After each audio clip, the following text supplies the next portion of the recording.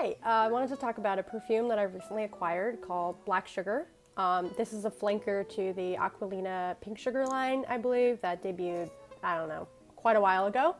And I believe this is the most recent sugar flanker that came out in 2013, which is actually still kind of a while ago. But so the notes that are in this, according to Fragrantica, let's see, oud or agar wood, vanilla, raspberry, I believe sandalwood, myrrh, leather, and incense.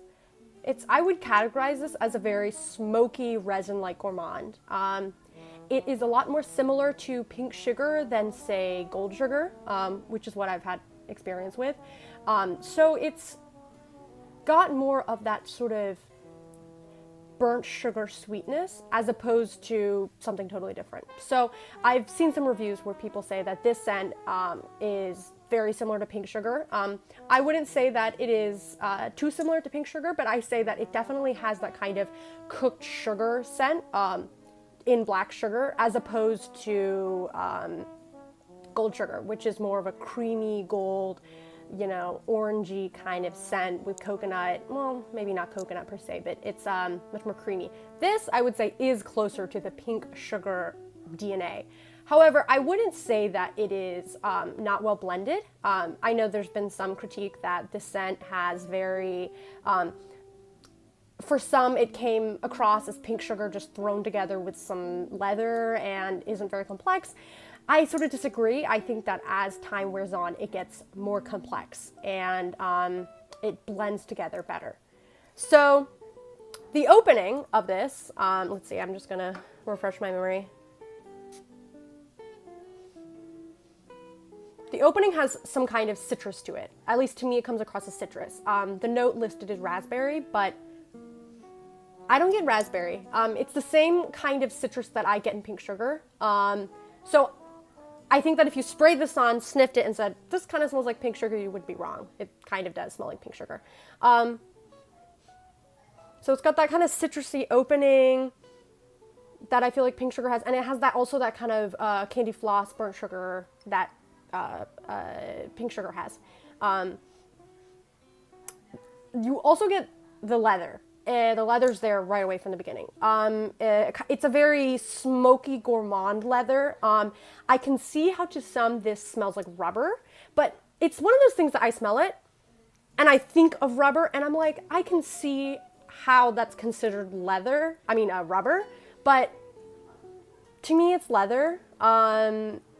I can see how somebody smells that kind of smoky leather as rubber, but you know, I read some reviews that were all like, this is gonna smell like a burning tire factory, and I don't get that. I just get a very smoky leather, which is perfect. This is what I wanted.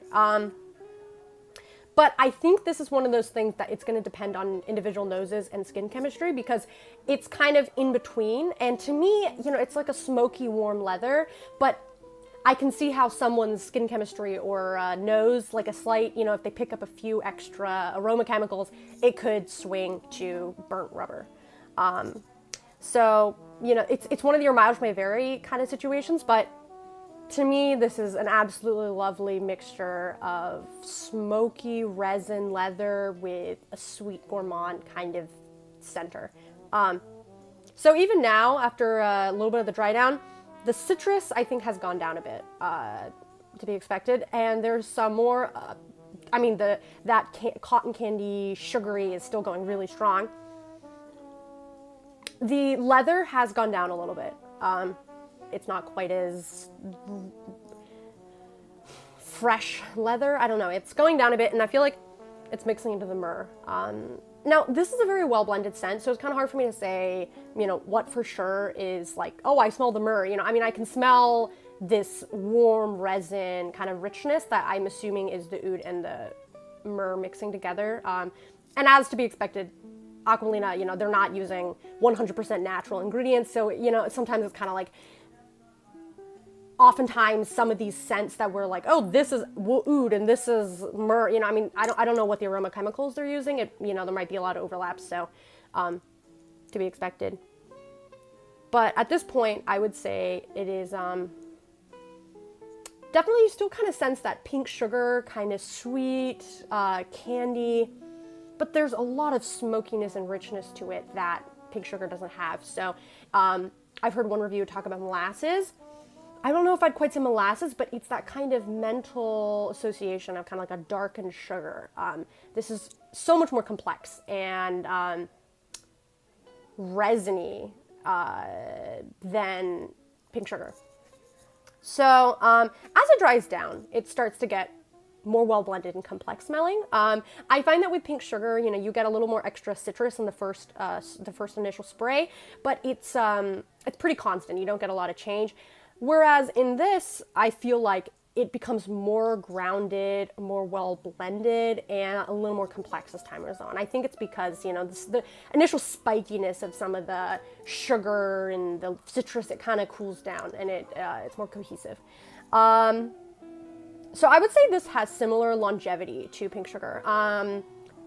It's pretty long. I mean, again, it's EDT, but it lasts forever, like pink sugar and its flankers. So, if, you know, you're used to any of the Aquolina, you'll know, like, it lasts for a really long time.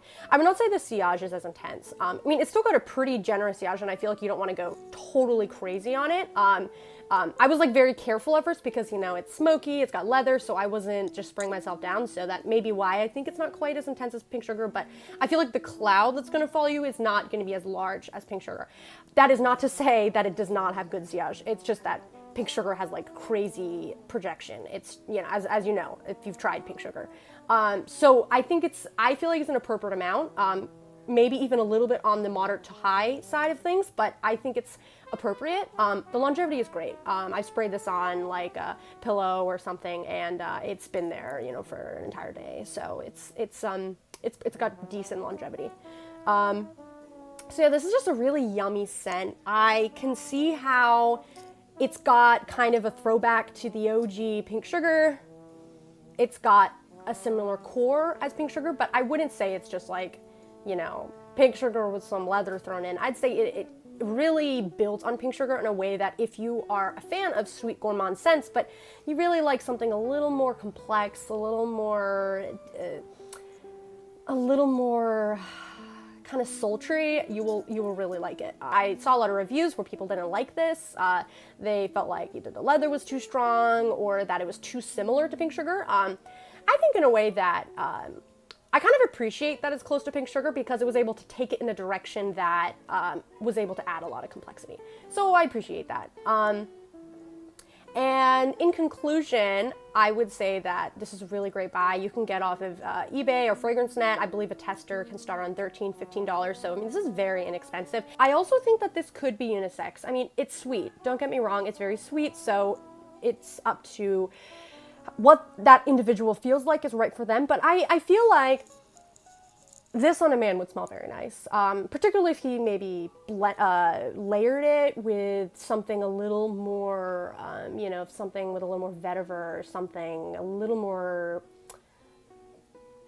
woody. I can see that taking that to a more masculine side of things, but I feel like even on its own, I mean, I love sweet scents on a man. I think that it can smell really great. This black sugar has the potential to kind of just be a really nice smoky sweet aura of that. So yeah, this is really happy that I got it. I was just on the fence, kind of like, is this just gonna sit on my dresser? But I'm really happy about it. And I feel like this is something that could get intense as the weather gets warmer, but I feel like if you just kind of are careful about not overspraying, I could probably take this into warmer weather. Maybe not the hottest of summer days, but it's something that isn't as overpowering as I was afraid it would be. So all in all, I'm really happy with my purchase. I think it was a great bargain. Packaging isn't anything to write home about, but all the Aqualinas just look like they come in bottles, look like hairspray. So, I mean, there's nothing you can do about that. But I mean, I think it's a very decent kind of scent for what it is, and I'm really glad I got it.